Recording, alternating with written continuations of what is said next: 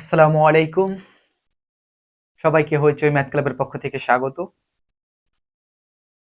শূন্য থেকে শুরু ক্লাসের আজকের ক্লাস নাম্বার হচ্ছে 3 আর আলোচ্য বিষয় মৌলিক সংখ্যা বা প্রাইম নাম্বার।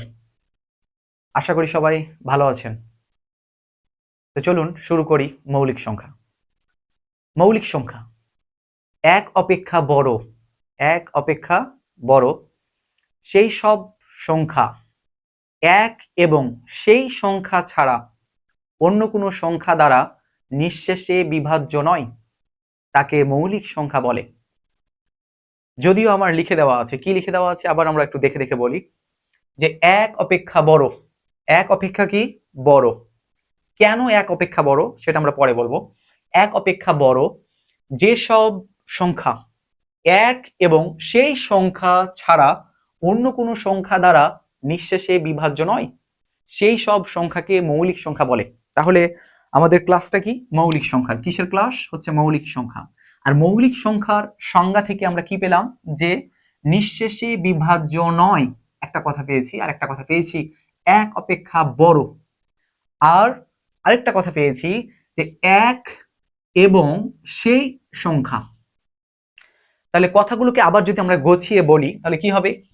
তাহলে হবে যে এক অপেক্ষা বড়, তাহলে একের থেকে অবশ্যই বড় হতে হবে যে সব সংখ্যা এক এবং সেই সংখ্যা ছাড়া অন্য কোনো সংখ্যা দ্বারা নিঃশেষে বিভাজ্য নয়, অর্থাৎ ভাগশেষ কি?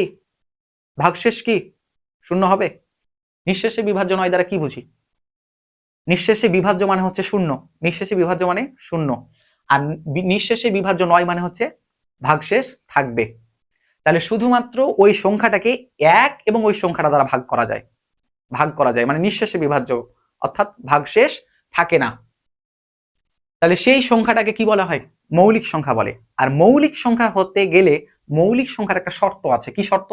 বলছে যে মৌলিক সংখ্যার গুণনীয়ক বা উৎপাদক দুইটি। কয়টি? মৌলিক সংখ্যার গুণনীয়ক বা উৎপাদক হচ্ছে কয়টি? দুইটি। এখন বিষয় হচ্ছে যে গুণনীয়ক কি বা উৎপাদক কি, দুটাই কিন্তু একই।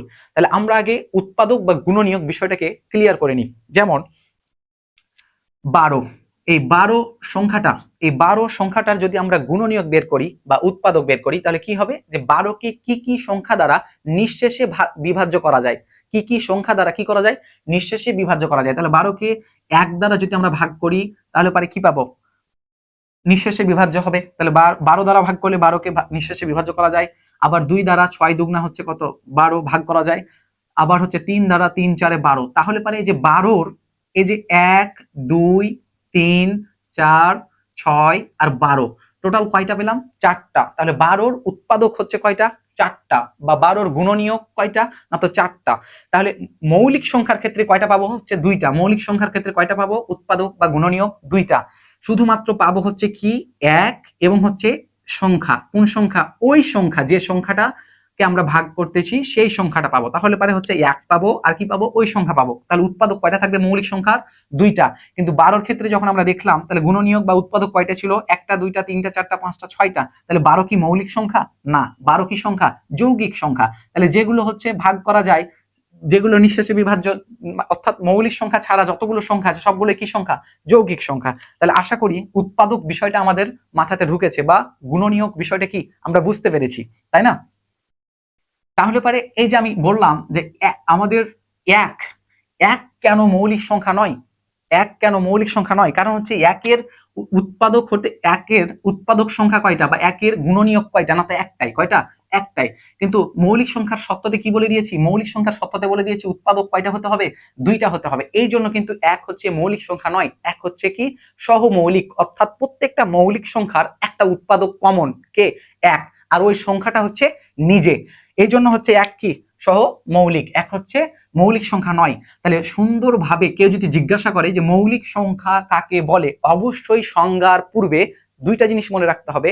এক হচ্ছে বলতে হবে এক অপেক্ষা বড়, আর আরেকটা কথা হচ্ছে যে নিঃশেষে বিভাজ্য নয়, এ কথা বলতে হবে। কিন্তু আমরা অনেকে বলে থাকি যে মৌলিক সংখ্যা কাকে বলে, না তো বলে থাকি যে এক এবং ওই সংখ্যা ছাড়া অন্য কোনো সংখ্যা দ্বারা ভাগ করা যায় না। কি বলে থাকি? ভাগ করা যায় না বলে থাকি। এ কথাটা ভুল হয়ে যায়। ভাগ করা কি বলি? ভাগ করা যায় না। বলি না ভাগ করা যায় না। ভাগ করা যায় না কথাটা ভুল হয়ে যাবে। কেন? কারণ হচ্ছে 3 হচ্ছে একটা মৌলিক সংখ্যা, কিন্তু 3কে কি ভাগ করা যায় না? 3কে কি 1 আর 3 ছাড়া ভাগ করা যায় না? যাই তো। কি 2 দিয়ে ভাগ যদি করি আমি, কি হবে? তাহলে পরে হচ্ছে 2 1 কে 2, তাহলে 1 অবশিষ্ট, দশমিক চলে আসলো, 0, 5 দুগুণা 10, তাহলে পরে কি হয়ে গেল? কি 2 3কে ভাগ করা গেল না? তাহলে ভাগ করা এক জিনিস আর নিঃশেষে বিভাজ্য এক জিনিস, অর্থাৎ যে যেটার কি ভাগশেষ থাকবে না, যেটার কি ভাগশেষ থাকবে না সেটা হচ্ছে নিঃশেষে বিভাজ্য। তাহলে এই যে আমি যখন 3কে ভাগ করেছিলাম, তখন যখন আমি 3কে ভাগ করলাম তখন এখানে কি হয়ে গেছিল? 1 হচ্ছে অবশিষ্ট থেকে গেছিল। তার মানে 3কে কি নিঃশেষে বিভাজ্য করা গেছিল? 3কে নিঃশেষে বিভাজ্য করা যায় নাই। তার মানে 3 কি মৌলিক সংখ্যা। তাহলে আশা করি আমরা কেউ আর বলবো না যে ভাগ করা যায় না। সবসময় আমরা মৌলিক সংখ্যার সংজ্ঞাতে কি বলবো? যে হচ্ছে নিঃশেষে বিভাজ্য নয়। ঠিক আছে? তাহলে আমাদের যে পূর্বের ক্লাসগুলো যারা করে আসছে তাদের জন্য আজকের ক্লাসটা খুবই মজা লাগবে। কেন? হচ্ছে আমরা পূর্বের ক্লাসগুলোর সাথে সম্পর্ক রেখে কিন্তু ক্লাসগুলো করার চেষ্টা করতেছি। পূর্বের ক্লাসে আমরা কি পড়েছিলাম? পূর্বের প্রথম ক্লাসটা কি ছিল আমাদের? অঙ্কের। তাহলে অঙ্কের ভিতরে চলেন প্রথমে আমরা অঙ্কের ভিতরেই মৌলিক সংখ্যা শুরু করে দেখি। অঙ্কের ভিতরে অঙ্ক ছিল কয়টা? অঙ্কের প্রতীক ছিল কয়টা? 10টা। 0 1 2 3 4 5 6 7 8 9, এই 10টি কি অঙ্ক? এই 10টির মধ্যে তাহলে মৌলিক সংখ্যা কে? শূন্য তো আগেই বাদ, শূন্যকে আগেই বাদ, কারণ হচ্ছে তো সংখ্যার মধ্যে পড়ছে না। আর একের জন্য কি, একের কি উৎপাদক কি দুইটা আছে? না, একের উৎপাদক হচ্ছে একটি। আর মৌলিক সংখ্যা হতে গেলে অবশ্যই উৎপাদক কয়টি হতে হবে? দুইটি হতে হবে। তাহলে এক হচ্ছে কি? এক হচ্ছে মৌলিক সংখ্যা না, কিন্তু একের নাম হয়ে গেছে সহ কি? সহ মৌলিক। কি? সহ মৌলিক। তাহলে পারে 1 আর 0 এগুলো বাদ। এখন কে কে থাকলো? না তো হচ্ছে মৌলিক সংখ্যা, আর হচ্ছে তাহলে 2 হচ্ছে একটা মৌলিক সংখ্যা, 3 একটা মৌলিক সংখ্যা, আর 5 হচ্ছে একটা মৌলিক সংখ্যা, আর হচ্ছে 7 হচ্ছে মৌলিক সংখ্যা। কেন? এই সংখ্যাগুলোকে এক এবং ওই সংখ্যা ছাড়া, এক এবং ওই সংখ্যা ছাড়া আর অন্য কোনো সংখ্যা দ্বারা নিঃশেষে বিভাজ্য নয়। তাই এই সংখ্যাগুলো তাহলে কি কি পেলাম? 2 3 5 আর হচ্ছে কি 7। তাহলে টোটাল যদি বলি যে 1 থেকে 10 পর্যন্ত মৌলিক সংখ্যা কতটি? না তো হচ্ছে 4টি। কতটি? 4টি। কি কি? 2 3 5 7। তাহলে এগুলো কেন মৌলিক সংখ্যা হলো না? না তো হচ্ছে 4কে 2 দ্বারা ভাগ করা যায়। 4কে কি দ্বারা ভাগ করা যায়? 2 দ্বারা ভাগ করা যায়। 6কে 2 দ্বারা ভাগ করা যায়। ওই 4 এবং 1 ব্যতীত 4কে 2 দ্বারা ভাগ করা যায়। 6কে 1 এবং 6 ব্যতীত কি দ্বারা ভাগ করা যাচ্ছে? 2 দ্বারা ভাগ করা যাচ্ছে। 2 দ্বারা কি ভাগ করা যাচ্ছে। আবার 8কেও কি করা যাচ্ছে? 2 দ্বারা ভাগ করা যাচ্ছে। 8 এবং 1 ব্যতীত 2 দ্বারা ভাগ করা যাচ্ছে। 9কে 3 দ্বারা ভাগ করা যাচ্ছে। তার মানে হচ্ছে 9ও না, 8ও না, আর হচ্ছে 4ও না। তাহলে কি কি? তাহলে অঙ্ক 10টার মধ্যে কি কি পেলাম? 2 3 5 7। একটু আমরা খেয়াল করি যে এখানে শুধুমাত্র জোড় সংখ্যা চলে এসছে 2, বাদ বাকি গেল 3 5 7, এগুলো কি বিজোড়। তার মানে মৌলিক সংখ্যার একটা সম্পর্ক রয়েছে জোড় সংখ্যা এবং বিজোড় সংখ্যার সাথে। কারণ হচ্ছে জোড় সংখ্যার সংজ্ঞাতে কি বলা ছিল? 2 দ্বারা যদি নিঃশেষে বিভাজ্য হয় তাহলে হচ্ছে জোড়। তাহলে দেখ এই যে 4 6 8, একে আমরা 2 দ্বারা কি করেছি? নিঃশেষে বিভাজ্য করতে পেরেছি। তার মানে হচ্ছে এগুলো জোড় সংখ্যা। তাহলে জোড় সংখ্যা যদি হয় তাহলে জোড় সংখ্যা কখনোই মৌলিক সংখ্যা হবে না। তাহলে পরে এবার হচ্ছে আমাদের দ্বিতীয় ক্লাস, তাহলে জোড় বিজোড় থেকে আমরা মৌলিক সংখ্যাগুলো শিখি। আশা করি সবাইকে ভালো লাগবে।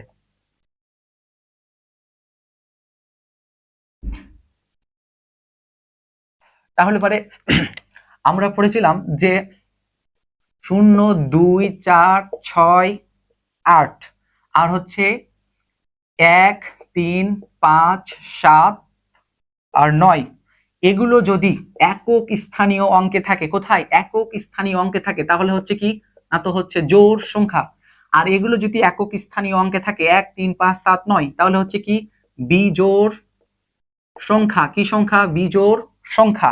তাহলে পরে আমরা পড়লাম যে জোড় সংখ্যা কখনোই মৌলিক সংখ্যা নয়, শুধুমাত্র 2 ব্যতীত। কে ব্যতীত? 2 ব্যতীত। 2 একমাত্র জোড় সংখ্যা, যেটা আমরা এর আগেও বলেছি যে 2 হচ্ছে জোড় সংখ্যা, এটা হচ্ছে ব্যতিক্রম। এটা কি? ব্যতিক্রম।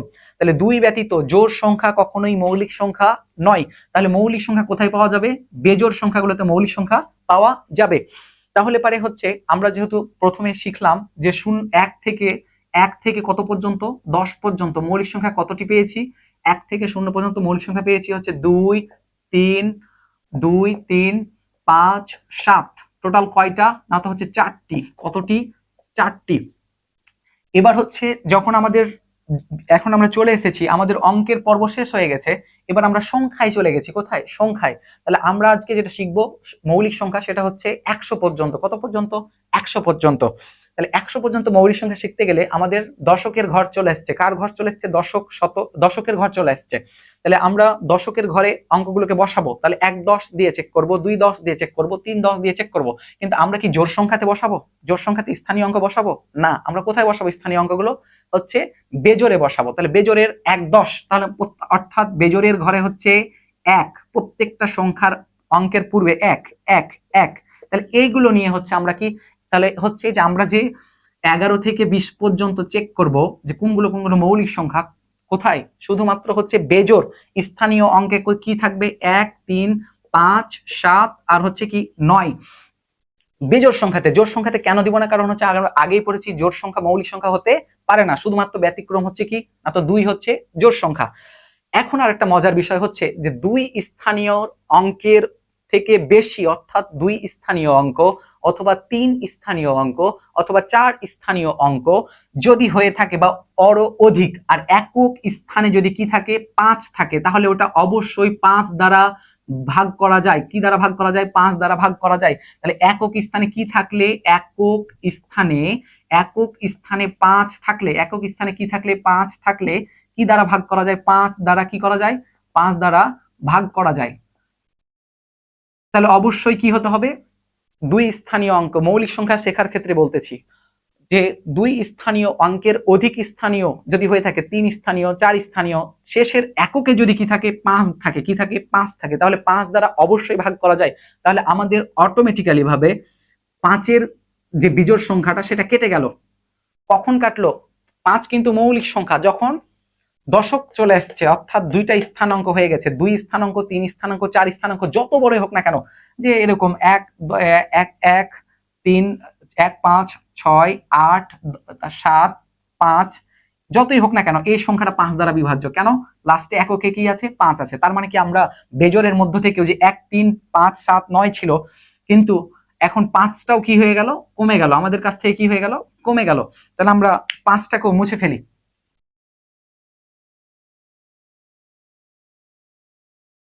তাহলে আমাদের কি কি থাকলো না, তো 1 3 1 3 7 9, 1 3 কি 1 3 7 আর হচ্ছে 9। তাহলে আমরা প্রথমে 1 1 বসালাম, অর্থাৎ আমরা 11 থেকে 20 এর মধ্যে মৌলিক সংখ্যা যেহেতু বের করতেছি, হ্যাঁ 11 থেকে 20 এর মধ্যে যেহেতু মৌলিক সংখ্যা বের করতেছি, সেহেতু আমাদের কি থাকলো হচ্ছে 1 1 বসালাম। এখানে কি 1 1 বসানোর দরকার আছে? কারণ এগুলো কি হয়ে যাবে? জোড়, আর জোড় মানে তো কি মৌলিক সংখ্যা নয়। তাহলে এখন আমরা দেখি, এখন বিষয়টা হচ্ছে গতকাল আমি বলেছি, গত ক্লাসে বলেছি যে 10 11 12 তাড়াতাড়ি নামটা মুখস্থ করো। এখন নামটা কত দূর পর্যন্ত মুখস্থ করব না, তো 100 কে টার্গেট রাখতে হবে। কাকে টার্গেট রাখতে হবে?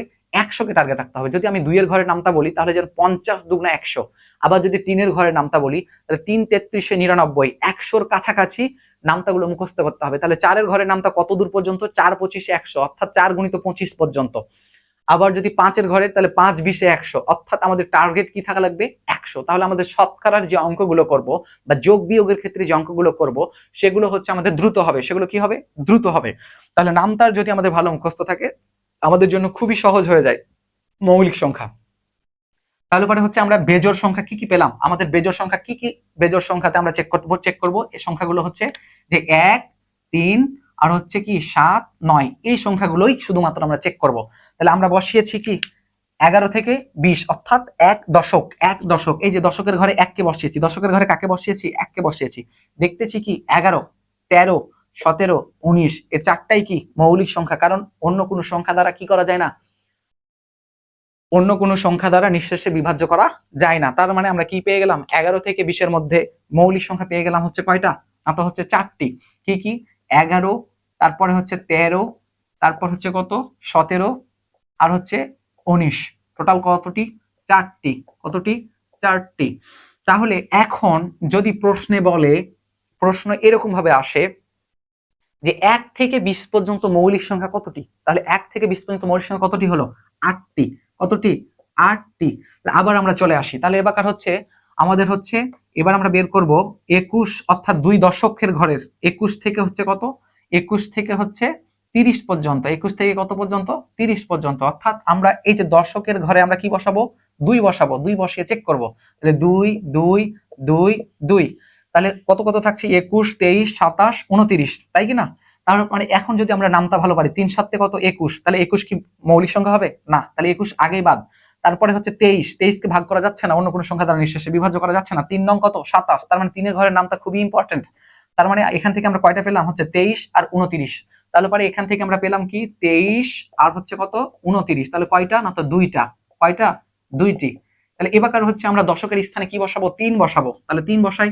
3 যদি আমরা বসাই তাহলে পরে কি পাচ্ছি? 31 33 আর হচ্ছে 37 আর হচ্ছে 39। এখন আমরা দেখি যে এগুলো যে বসালাম, এখন কোনটা কোনটা মৌলিক সংখ্যা? 3 11 কত 33, তাহলে 11 দ্বারা ভাগ করা যাচ্ছে। 3 11 কত 33, 3 13 কত 39, তাহলে এটাও বাদ। তাহলে কি কি থাকছে? 31 আর 37। তাহলে আমরা লিখে ফেলি যে 31 থেকে 40 পর্যন্ত মৌলিক সংখ্যা হচ্ছে কি কি? না তো হচ্ছে 31 আর হচ্ছে কত 37। এখন এখানে হচ্ছে কয়টা? দুইটি। তাহলে টোটাল হচ্ছে কয়টা? টোটাল হচ্ছে 12টা। তাহলে এমসিকিউতে আসতে পারে কি? আসতে পারে যে 1 থেকে 40 পর্যন্ত মৌলিক সংখ্যা কতটি? না তো হচ্ছে 12টি। কতটি? 12টি। এবার এরকমও প্রশ্ন চলে আসতে পারে যে 31 থেকে 40, 31 থেকে 40 এর ঘরের মৌলিক সংখ্যার গড় কত? 31 থেকে 40 এর মৌলিক সংখ্যার গড় কত? অর্থাৎ 31 থেকে 40 এর মধ্যে, তাহলে 31 কে আমরা আর হচ্ছে কয়টা পেয়েছি? দুইটা পেয়েছি, 37। তাহলে 37 যোগ করে নিব, যোগ করলে কত হবে? না তো হচ্ছে 68। তাহলে গড় কত? অর্থাৎ গড় দুইটা সংখ্যা যেহেতু, তাহলে 2 দিয়ে ভাগ, তাহলে 2 দিয়ে যদি ভাগ করি তাহলে কত হবে? 34। তাহলে অ্যানসার কত হবে? 34। তাহলে আবার আমরা চলে আসি। এবার হচ্ছে আমরা কি থেকে বের করব? 41 থেকে বের করব। কত? 41 থেকে বের করব 50 পর্যন্ত। কত পর্যন্ত? 50 পর্যন্ত। তাহলে আমাদের যে দশকের ঘরে কি বসাবো? এখন হচ্ছে দশকের ঘরে কি বসাবো? দশকের ঘরে হচ্ছে 4 বসাবো। 3 শেষ, 3 কি শেষ, 3 শেষ, তাহলে 4 বসাই। তাহলে 41 43 47 49, কে কে কাটা যাবে? পারা যাবে? কে কে কাটা যাবে? আর তো হচ্ছে কত 7 7 49, তার মানে হচ্ছে এই তিনটা হচ্ছে মৌলিক সংখ্যা, আর অন্য কোনো সংখ্যা দ্বারা এগুলোকে নিঃশেষে বিভাজ্য করা যায় না। তাহলে কি কি পেলাম? 41, তারপরে হচ্ছে 47, সরি 43 আর হচ্ছে 47, কয়টি? না তো হচ্ছে তিনটি। কয়টি? তিনটি। এবার হচ্ছে 51, 51 থেকে হচ্ছে কত? 51 থেকে হচ্ছে 60, 51 থেকে 60। তাহলে আবার আমরা দশকের ঘরে কি লিখবো? না তো হচ্ছে 5, কি লিখবো? 5। তাহলে 5 5 5 5, তাহলে কি কি থাকলো? 51 53 57 আর হচ্ছে 59। দেখো 3 17 কত? বারবার বলতেছি 3 এর ঘরের নামটা যার মুখস্থ থাকবে তার জন্য খুব সহজ হয়ে যাবে। 3 17 51, এ আগে বাদ। আবার দেখো হচ্ছে যে 3 19 3 20 যদি 60 হয় তাহলে 3 19 কত? 57, তার মানে এও বাদ। তাহলে কে কে বাদ চলে গেল? না তো 51 আর 57, তাহলে কে কে থাকছে? না তো হচ্ছে 53 আর 59, 53 আর হচ্ছে কত 59, তাহলে কয়টা? না তো হচ্ছে দুইটি। কয়টি? দুইটি। এবার হচ্ছে আমরা 6 এর 61 থেকে কি করব? 70, 61 থেকে 70। তাহলে 61 থেকে যে 70 বের করব, তাহলে আমাদের দশকের ঘরে কি বসাবো? দশকের ঘরে বসাবো হচ্ছে কি? না তো হচ্ছে 6। তাহলে 6 6 আর হচ্ছে 6 আর 6। তাহলে আমাদেরকে খেয়াল করতে হবে যে 6 বসালাম, তাহলে 63 তো কাটা। 63 কি কাটা? 3 21 কত? 63। 3 21 কত? 63। আর কি কাটাকাটি করা যাবে? যাবে। এই যে এটা কাটাকাটি করা যাবে। এটা কি করা যাবে? এটা কাটাকাটি করা যাবে। 3 23 69, 3 23 কত? 69। তাহলে কি কি থাকছে? তাহলে এখানে থাকছে কত? 61, 61 আর কি 67, 61 আর কি 67, 61 আর 67, কয়টি? দুইটি। এবার হচ্ছে কত? 71 থেকে হচ্ছে 80, 71 থেকে 80। তাহলে আমরা দশক স্থানীয় অঙ্কে কি বসাবো? 7 বসাবো। বারবার আমরা কিন্তু বেজোড়ের কি কি অঙ্ক নিচ্ছি? 1 3 7 9, এগুলোতেই চেক করব। ঠিক আছে? তাহলে কত বসাবো? 7 বসাবো। 7 বসাই দিলাম। তাহলে 7 11 কত? 77, 7 11 কত? না তো 7 11 কত? না তো 77। এবার তাহলে বাকি থাকলো কয়টা? 3টা। ও 3টা হবে। তাহলে হচ্ছে 71 73 আর হচ্ছে কত? 79, 7 এর পিঠে 9, 79, কয়টা? 3টা। কয়টা? 3টি। এবার হচ্ছে কত? 80 থেকে হচ্ছে কত? 90, 80 থেকে 90 এর ঘর, 80 থেকে 90। তাহলে আমরা আবার দশকের ঘরে কি বসাবো? 8, 8 বসাবো। তাহলে 8 বসাই দিই। 8 8 8 8, দেখো কাটাকাটি করা যায়, কাটাকাটি করা যায়, 87 কাটাকাটি করা যায়, কারণ হচ্ছে 3 29 হচ্ছে 87, যার যত বেশি নামতা মুখস্থ থাকবে তার জন্য তত ভালো। আর বাদ বাকিগুলো 9 9 কত, 9 9 81, তার মানে হচ্ছে 83 আর হচ্ছে 89, কি কি 83 আর হচ্ছে 8 এর পিঠে 9 89, কয়টি, দুইটি, কয়টি, দুইটি। এবার হচ্ছে আমরা শেষ দশক 90, 9 9 বসাবো, দশকের ঘরে কত বসাবো, 9, তাহলে আমাদের 1 থেকে 100 পর্যন্ত হয়ে যাবে। তাহলে 9 বসায় দিই, তাহলে হচ্ছে 91, 93 হবে, 97 হবে আর 99, তাহলে 9 11 99 এটাও বাদ। আবার হচ্ছে 3 31 93 এটাও বাদ, 7 13 91 এটাও বাদ, তাহলে 97। তাহলে হচ্ছে 91 থেকে যে 100, 91 থেকে যে 100 সেখানে কি পেলাম, শুধু হচ্ছে 97, টোটাল হচ্ছে কয়টা, একটি। তাহলে এই যে টোটালটায় আমরা যদি 1 থেকে 100 পর্যন্ত যোগ করি তাহলে কত পাবো, হচ্ছে 25, কত পাবো, 25, তাহলে 25টি। তাহলে এটাই হচ্ছে আমাদের আজকের যেটা বিষয় ছিল, যে 1 থেকে 100 পর্যন্ত মৌলিক সংখ্যা কতটি, 1 থেকে 100 পর্যন্ত মৌলিক সংখ্যা হচ্ছে 25টি। তাহলে আমরা কিভাবে মৌলিক সংখ্যা বের করতে হয় সেটা কিন্তু দেখলাম। এখন হচ্ছে এই নিয়মে কেন শিখালাম, এই নিয়মে শেখার উদ্দেশ্য হলো পরীক্ষার হলে যে এমসিকিউ গুলো পড়বে সেগুলো শর্টকাটে করার জন্য। যেমন শর্টকাট কি পদ্ধতিতে আমরা অবলম্বন করব সেটা একটু দেখি।